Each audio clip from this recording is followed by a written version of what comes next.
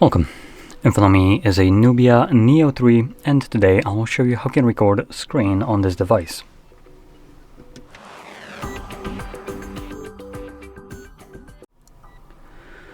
So, to get started, you will want to swipe down from the top of your screen, and then in this area right here, swipe down again, which will extend the list of visible toggles, hopefully revealing the screen recording on one of the pages.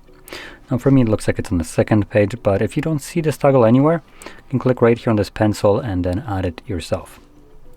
Next, click on the toggle. There we go. It brings up this overlay right here.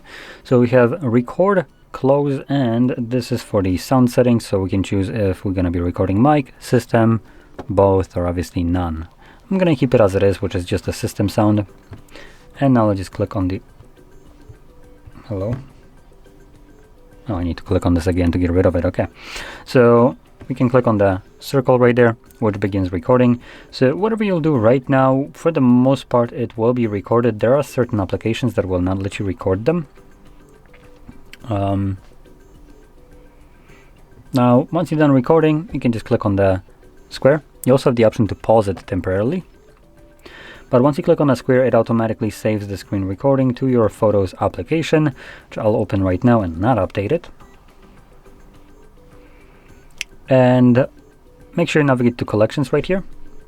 And in Collections, we should have Screenshots album.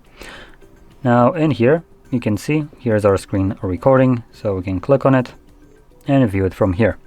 Now going back to what I was saying, for the most part, you can record everything. There are certain applications, as an example, things like Netflix, Spotify, basically almost every streaming platform that has a subscription will be basically completely ignoring your personal rights and your personal device and doing whatever the fuck it wants on your phone, which I completely consider to be a blatant violation. You don't need to agree to any terms of service or use, you don't need to do it, give them any permissions, they will do that on their own. Did I ever give you permission to change any shit on my phone? Because I don't recall. So for piece of shit applications like Netflix, Spotify, and so on, you can use alternatives that you can find by searching Revents. You can thank me later. Screw that shit, I just cannot stand any kind of company doing whatever the hell they want on my phone without even asking for permission. Now, to explain this, this feature is designed for your safety and security. Now, in those applications, do you feel safe and secure that some other company can do things on your own device? Because I sure as shit don't.